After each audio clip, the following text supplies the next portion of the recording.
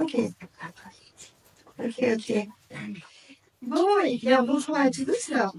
Je suis très heureuse d'être avec vous aujourd'hui, de vous partager cette belle journée autour de notre chère astrologie.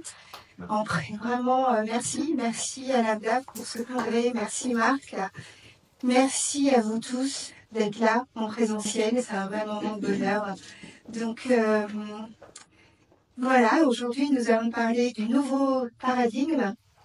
Donc, une nouvelle façon de...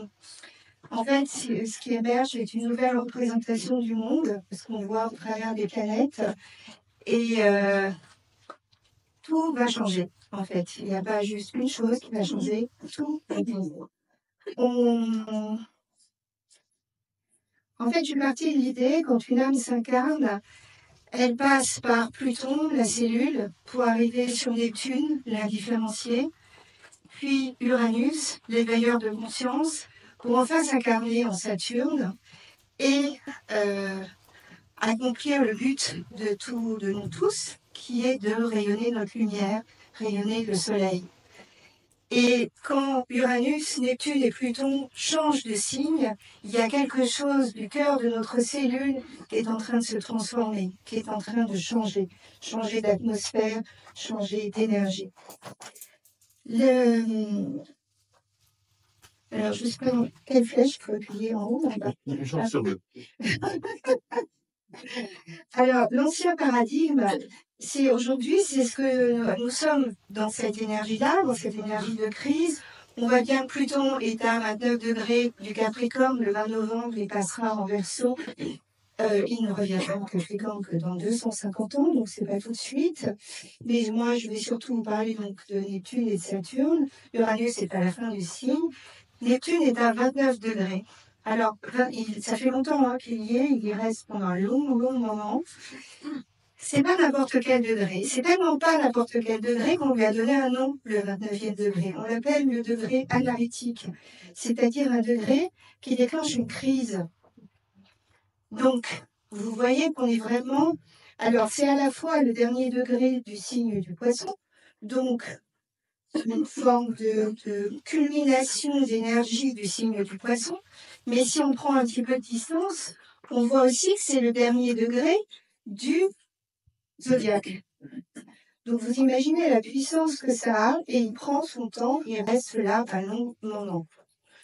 Et ce qu'on peut mettre en relation avec tous les typhons, les ouragans qu'on voit aujourd'hui, c'est vraiment, cette symbolique est vraiment reliée à ça. Je fais attention à ce que je dis, après ce qu'a dit le président. Il faudrait que là, je dise que c'est à cause de Neptune qu'il y a des typhons. Ce serait quand même mal. Quand on va au nouveau...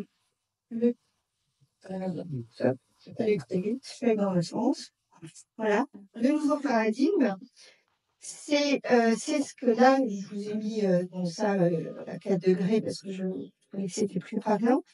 Mais là, on voit donc qu'ils ont changé de signe et que surtout ce qui est remarquable, c'est que c'est la première fois, en tout cas, ça fait très longtemps, que les trois changent de signe en même temps, ou quasiment en même temps. C'est-à-dire qu'entre aujourd'hui et 2026, les trois auront changé de signe. Donc, il y a quelque chose qui se transforme à la fois dans notre vision de la technologie, de la spiritualité ou de l'organisation sociale. Ce sont trois planètes qui sont les architectes de l'invisible et qui vont nous indiquer les grandes révolutions sociales, les changements de conscience et les métamorphoses profondes de la civilisation. Donc vous voyez, on est vraiment dans quelque chose qui change totalement. Et moi j'aime bien les éléments, donc je trouve que c'est très éclairant quand on passe par les éléments. Décidément, la flèche ne veut pas, voilà. J'ai trouvé ça très marquant parce que vous voyez qu'ils sont... Uranus est dans un signe de terre, Pluton est dans un signe de terre, Neptune dans un signe d'eau. Donc, et tous vont changer, évidemment, puisqu'ils changent de signe. Donc on passe en air, feu et air. La Terre et l'eau, c'est quand même des éléments qui sont soumis à la gravité. Et je ne sais pas si vous voyez bien ce qu'est la gravité. Moi, je suis assez fascinée puisque s'il y avait un tout petit peu plus de force qu'il n'y a actuellement, eh bien, les planètes nous tomberaient dessus. Il y en aurait un tout petit peu moins, eh bien, les planètes disparaîtraient. Dans un cas comme dans l'autre, on n'existerait pas. Donc, c'est quand même, on voit qu'il y a quelque chose d'essentiel de terre et d'eau, du ressenti, de la matière, qui change en air et feu. Et air et feu, ce sont, comment dire, ce sont des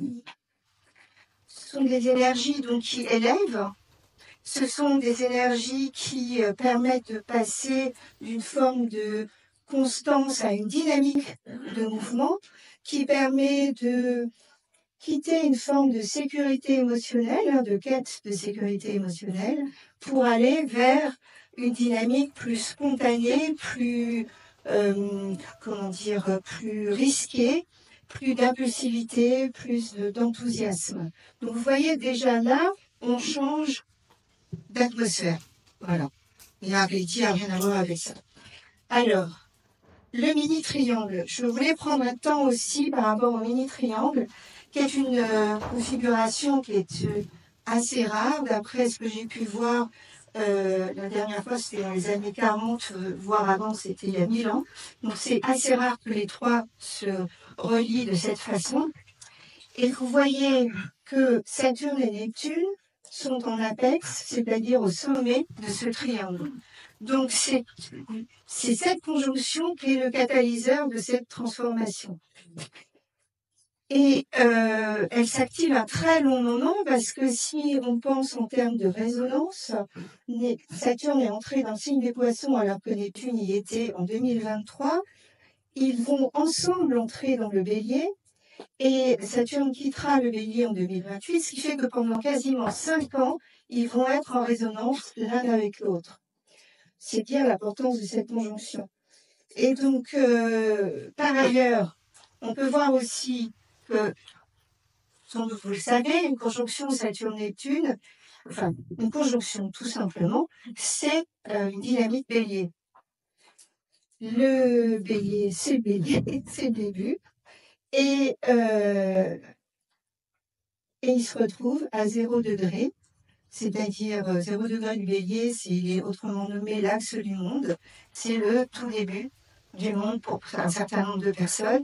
Donc on voit qu'on est vraiment au début de quelque chose. On est vraiment dans l'émergence d'une nouvelle vision ou d'une nouvelle façon de gérer le monde.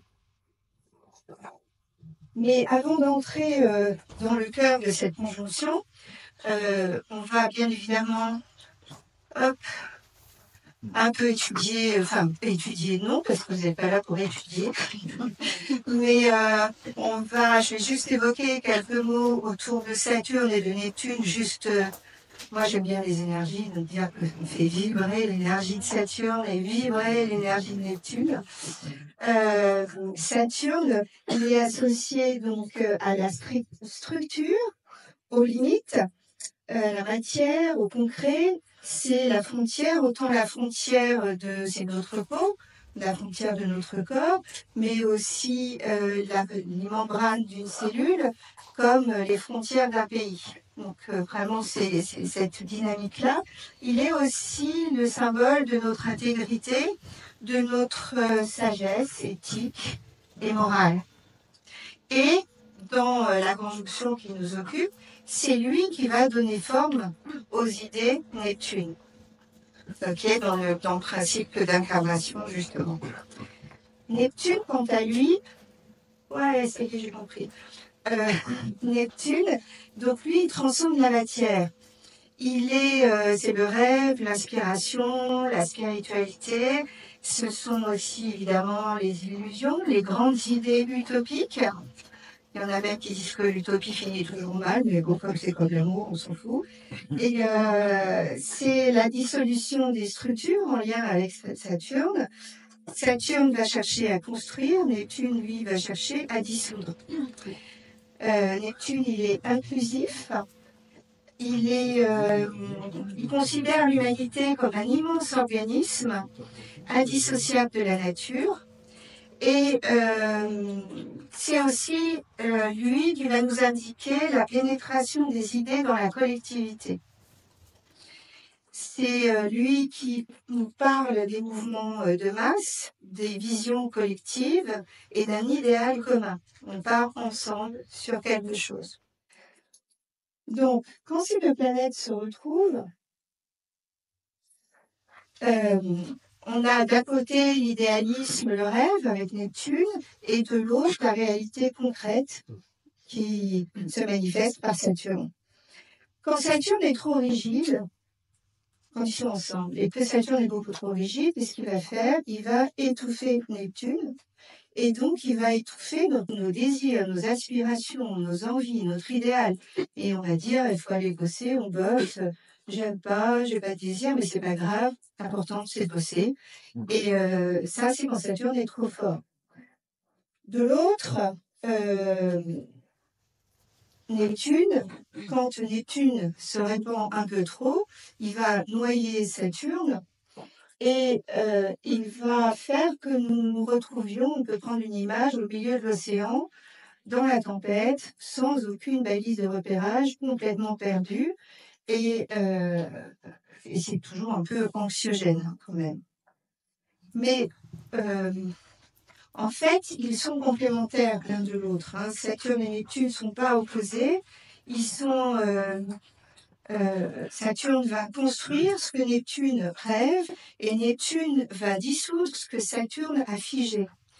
L'histoire mythologique qui vraiment évoque le mieux, je trouve, cette conjonction, c'est. Alors vous allez pouvoir la lire sur Euripide, moi je vais vous la faire brève et à ma façon.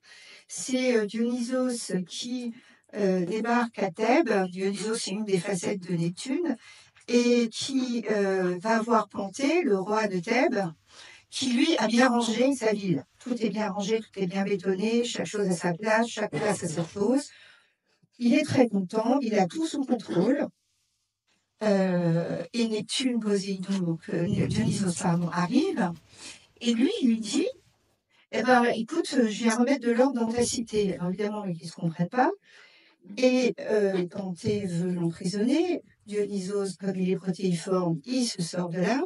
Et il va souffler un vent de folie qui font que les bacchantes vont démembrer Panthée. Donc c'est comme un souffle de folie, un souffle comme un tsunami qui va démembrer la rigidité de Saturne.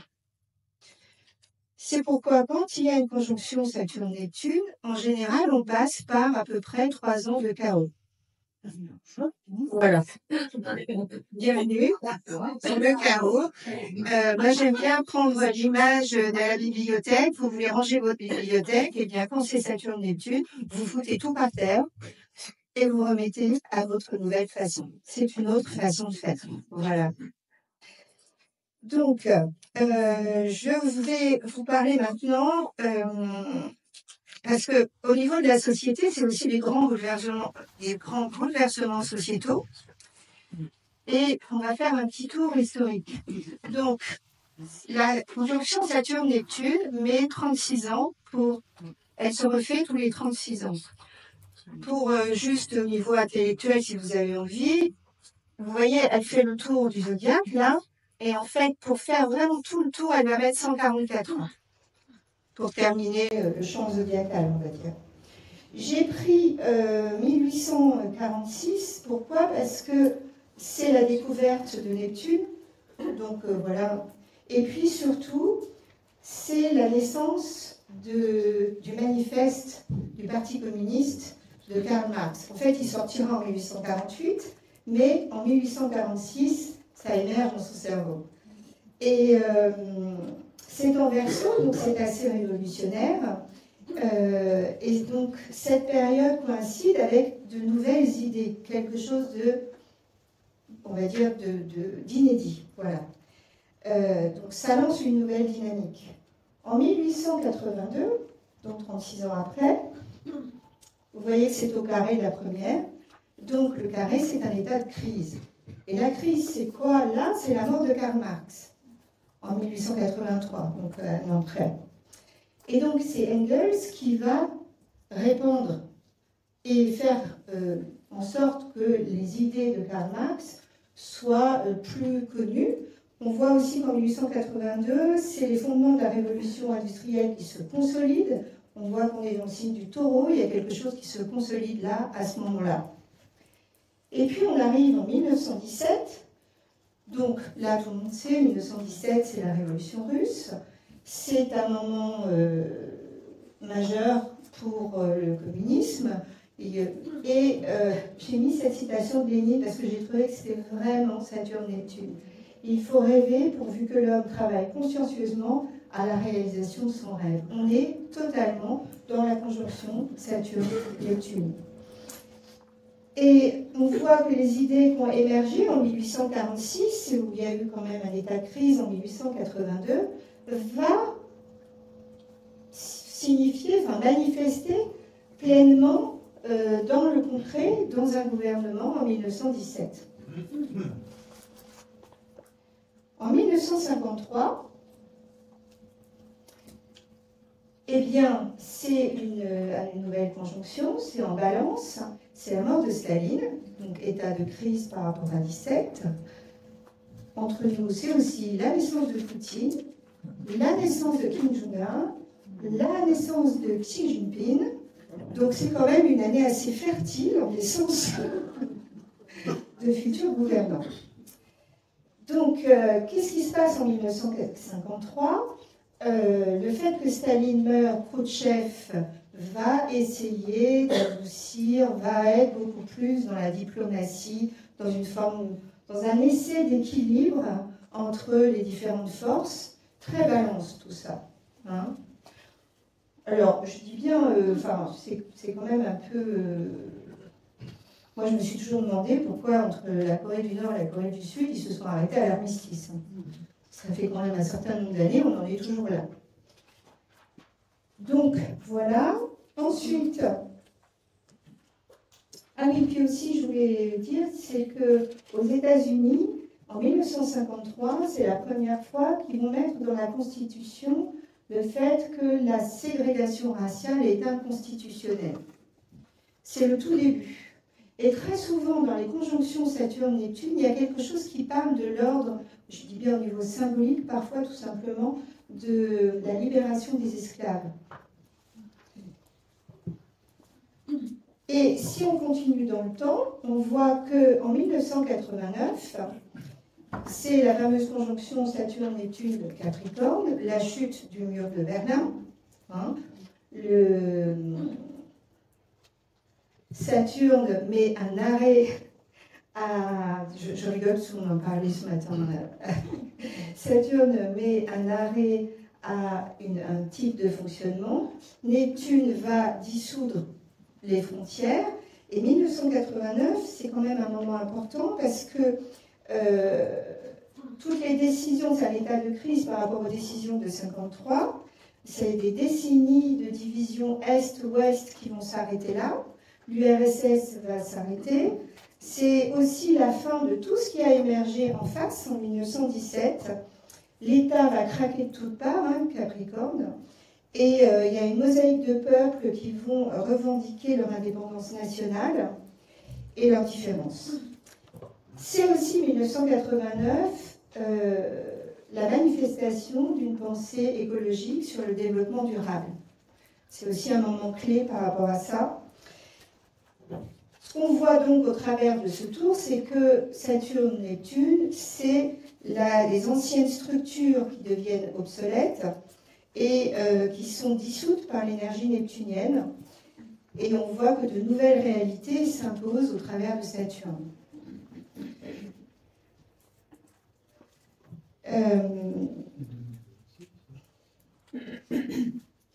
En 2026, on va voir un peu plus loin la résonance avec l'aboutissement de quelque chose de 53 ou la crise par rapport à 89. Mais avant d'aller plus loin, moi je me suis amusée à aller voir le cheminement de cette conjonction. Parce que ces deux planètes, en fait, elles communiquent ensemble, elles cheminent ensemble depuis pendant un long, long moment, comme je l'ai dit, pendant 5 ans. Et donc, on voit qu'elles prennent le temps, parce que ça me semble, parce que forcément il y a quelque chose de majeur, elles prennent le temps de terminer quelque chose. Et donc cette conjonction, vous allez voir, elle démarre, vous voyez, déjà en mai 2025.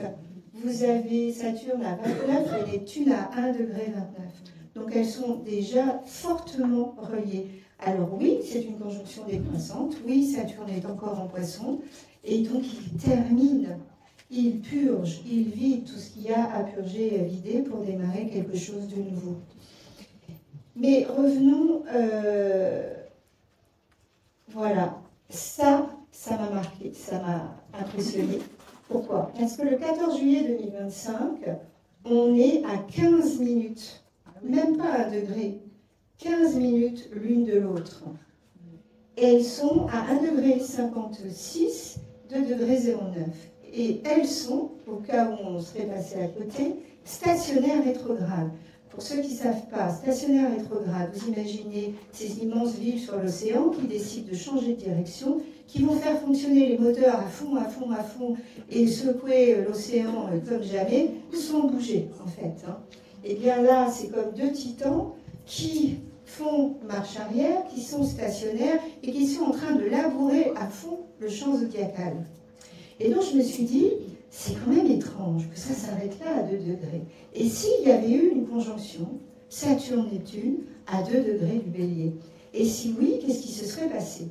Donc je suis allée voir dans l'histoire, alors ça va assez vite, parce qu'une conjonction Saturne-Neptune en Bélier, c'est tous les 323 ans, entrecoupé de coupures de 500 ans et de 800 ans. Donc on va vite en arrière. Merci les logiciels, ça permet d'accélérer la recherche. Et j'en ai trouvé une qui est exactement à 2 degrés du Bélier. Et c'est pas n'importe quelle date, c'est moins 593. Je vois que ça n'évoque rien. Et pourtant, il faut que je vous raconte une petite anecdote personnelle. Je devais dîner avec mes enfants et je leur ai dit « J'ai trouvé la conjonction, elle se passe à moins 593 !» Et ils m'ont dit « Ah, bah oui, c'est le père de la démocratie. » Ah, visiblement, certains savent, moi je ne le savais pas. Et voilà, c'est la naissance de la démocratie. C'est Solon qui devient l'archonte d'Athènes. Archonte, c'est le gouvernement, c'est le gouverneur de la ville. Et donc, il est considéré comme le père de la démocratie. Il a émis les premières idées démocratiques, on va dire ça comme ça, qui seront reprises plus tard par Clisthène, puis Périclès sera développé à ce moment-là. Le contexte historique. Athènes traversait une grave crise économique, sociale et politique. Ils étaient au bord de troubles civils majeurs, d'un point de rupture entre les riches et la classe populaire. Bon, ça ne vous rappelle rien. C'est toute ressemblance avec l'actualité totalement fortuite. Voilà. Donc Solon fit une réforme d'importance parce qu'il a permis à ce que chaque personne puisse dire son problème devant la justice et puisse être jugé en tant que tel. C'est-à-dire qu'avant, si vous n'étiez pas, faisiez pas part de la haute société, vous ne pouviez pas saisir les tribunaux. Et là, lui, il permet cela, c'est-à-dire qu'il donne le pouvoir à chaque personne, ce qui est très bélier quand même. Et puis, ce qu'il va faire d'autre aussi, c'est qu'à l'époque, quand on a trop de dettes, on devient un esclave. Et donc, il va abolir cette règle et il va libérer les esclaves qui étaient devenus esclaves à cause des dettes. C'était donc il y a à peu près 3000 ans. Et si on regarde l'histoire, c'est assez fascinant parce que c'est le début du taoïsme, comment il s'appelle, Lao Tzu. Le Tao Te Ching, c'est Thalès, avec son théorème, philosophe présocratique. Il sera suivi de Pythagore, de Confucius, de Lao Tzu.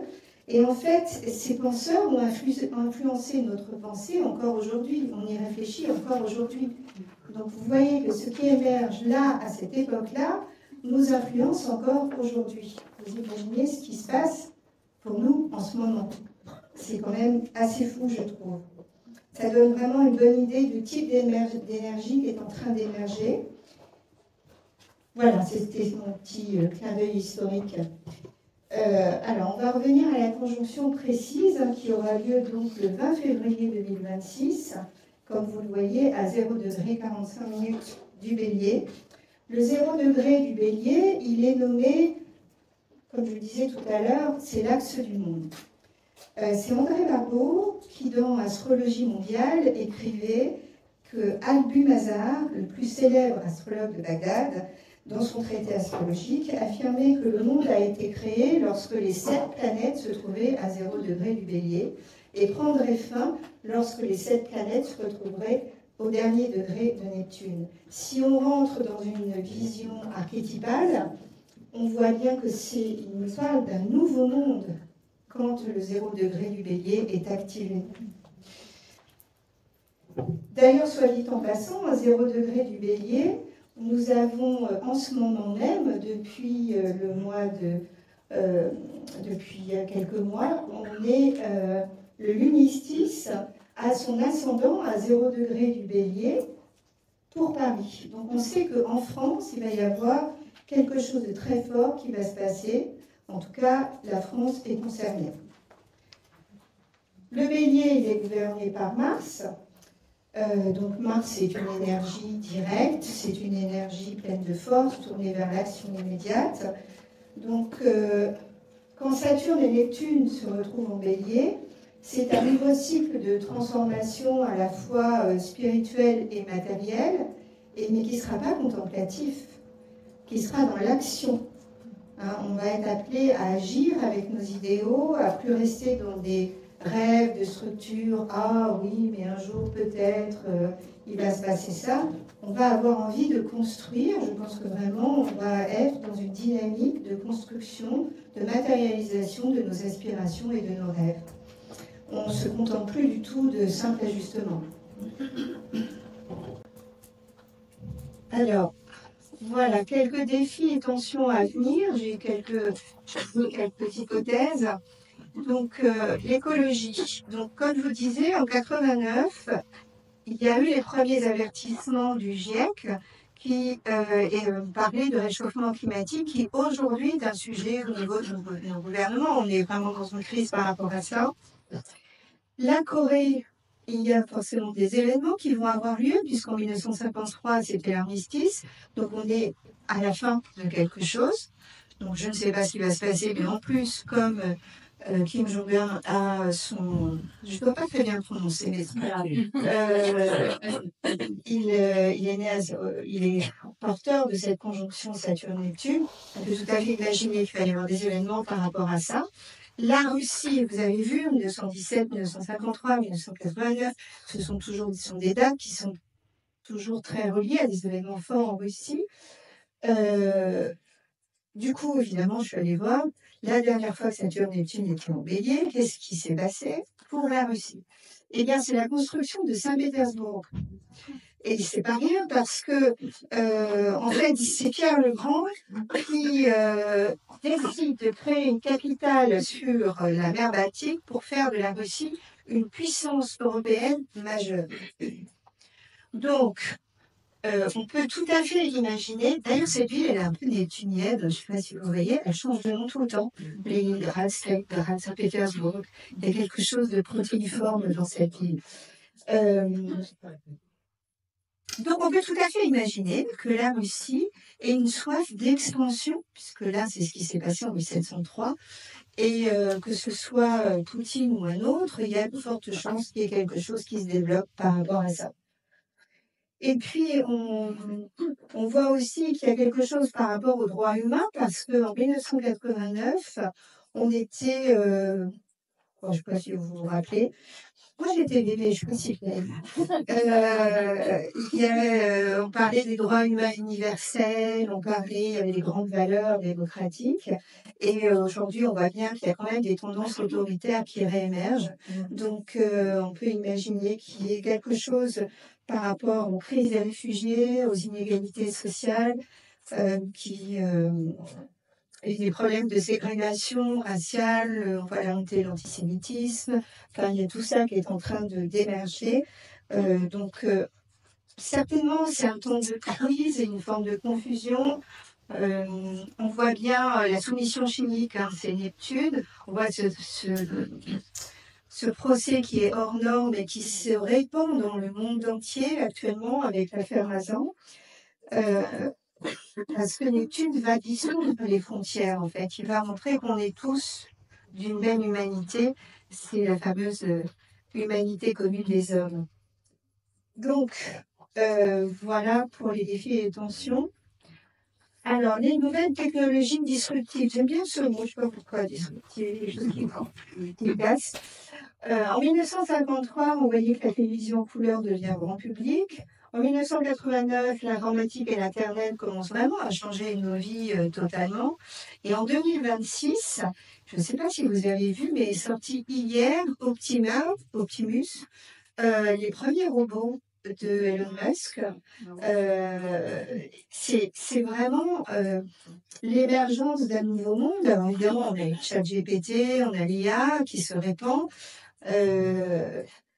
Moi, ça m'a vraiment marqué. Pourquoi? Parce que jusque-là, dans notre monde, il y avait d'un côté la société, de l'autre la nature. Hein, on a fait tous des dissertes de philo sur le sujet. Mais maintenant, il y a la société, il y a la nature et il y a le digital. On fait face à trois mondes. Le digital, il fonctionne en autonomie. Je ne sais pas si vous avez vu le prix Nobel de physique. Il est donné à quelqu'un qui a travaillé sur l'intelligence artificielle quand même. Donc, je crois que j'ai même mis son... Oui, c'est ça, le développement des réseaux de neurones artificiels en lien avec l'intelligence artificielle. Donc, on est vraiment, ça pénètre dans tous les milieux, tous les niveaux, et c'est donc déjà là un nouveau monde. Et puis, on a les applications spirituelles et sociales. Donc, on a une nouvelle philosophie, une nouvelle spiritualité, forcément, qui va émerger, puisque en bélier, c'est des nouvelles visions. Il va y avoir je pense, hein, je visualise bien des leaderships spirituels avec un charisme tel le bélier qui fonce et nous, on va tous suivre. Alors, si je saute de la falaise, on va peut-être essayer de réfléchir un peu avant de suivre, mais il va y en avoir. Il va y avoir des faux gourous et il y aura des vrais gourous. Et donc, il va falloir vraiment pratiquer le discernement par rapport à ça. Et puis, je me suis demandé quelle nouvelle philosophie, puisque 89, on peut imaginer que c'est l'émergence de quelque chose, quelle nouvelle philosophie, quelle nouvelle vision du monde, quelle nouvelle société pourrait se matérialiser. Et en 89, il y a une idée qui commence qui a démarré avant, hein, mais c'est le personnalisme. Alors le mot n'est pas très joli puisque ça fait très personnel. Moi j'avais envie de l'appeler le personnisme, mais bon on verra.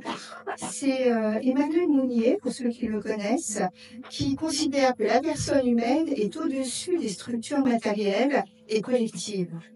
Donc pour lui, la société est dans l'homme et l'homme est dans la société. On n'est pas différenciés. Et donc c'est vraiment Pierre Rabhi, hein, le petit colibri, c'est-à-dire qu'on est tous acteurs, on fait tous partie de la société.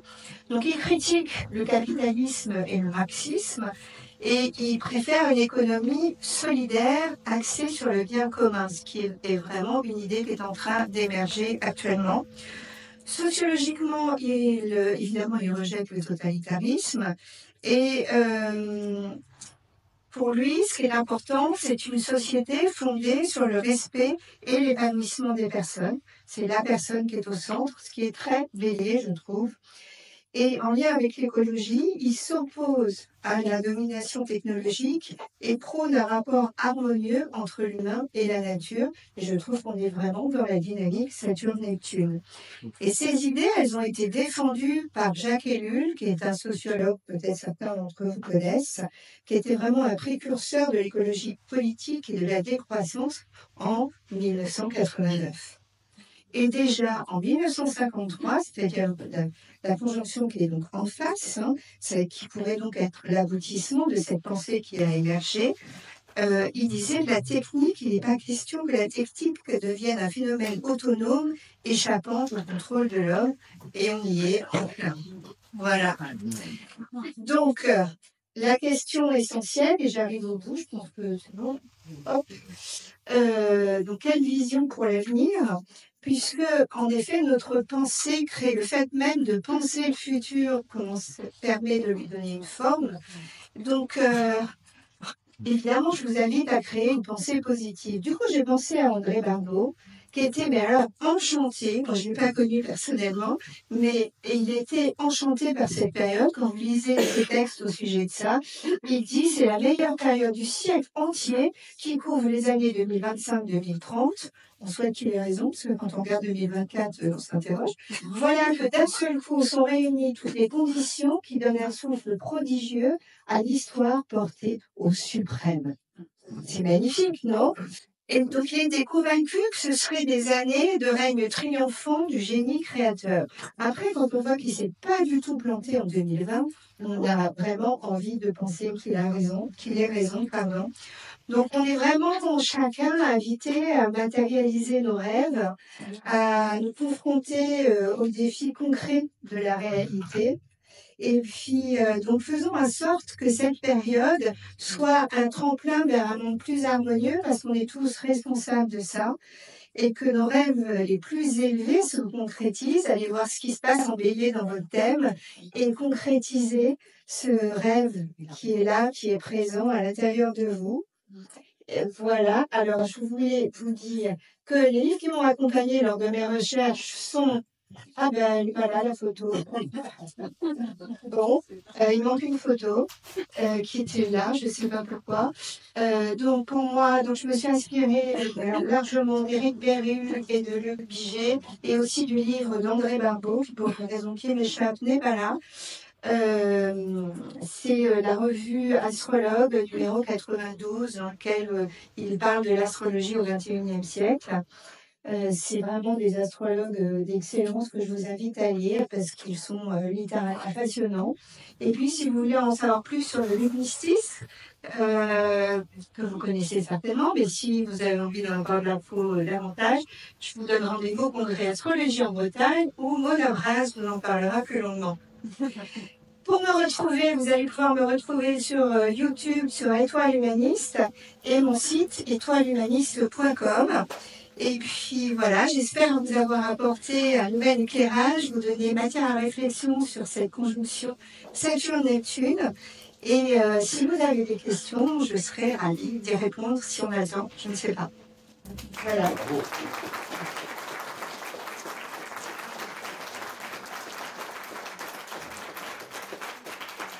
Beau début.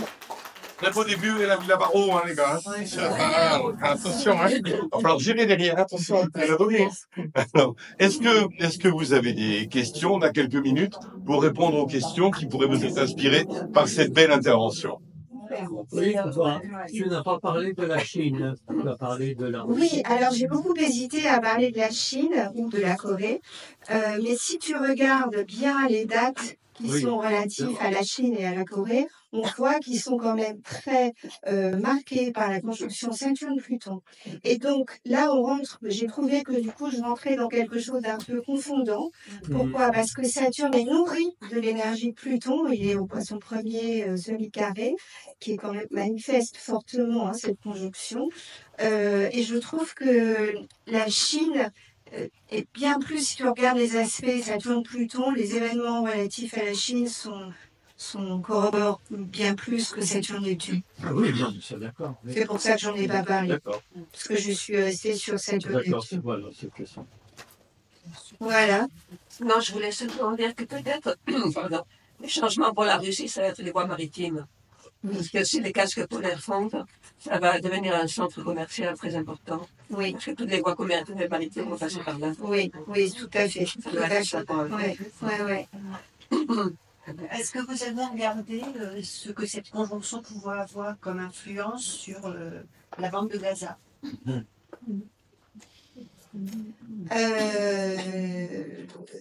Ça peut être non. ans, et puis c'est tout. Eh bien, oui, non, je ne vais pas regarder parce que c'est un conflit actuellement sur la Terre. C'est d'une violence inouïe, inimaginable. Ça déclenche et ça répand des pensées antisémitiques et racistes qui m'atteignent émotionnellement. Alors, je ne suis pas allée voir plus loin. Vous utilisez le degré symbolique de la Volasphera dans vos analyses. De la quoi? Les degrés symboliques. De Savion? Voilà, Sphera. Ah non, non, non. Non, je suis allée voir Savion. Hein, oui, c'est vrai que j'en ai pas parlé. Au niveau du degré Savion, j'ai trouvé ça très amusant parce que le 0 degré du bélier nous parle d'une naïade sortie des eaux et j'ai trouvé que c'était vraiment le féminin. En fait, c'est la place du féminin. Il y a quelque chose de l'ordre du féminin qui se manifeste et ça pourrait, finalement, quand la Chine se réveillera, eh bien, on pourrait être la femme, être la femme. Je sais pas, Patrick, je ne connais pas assez. Voilà.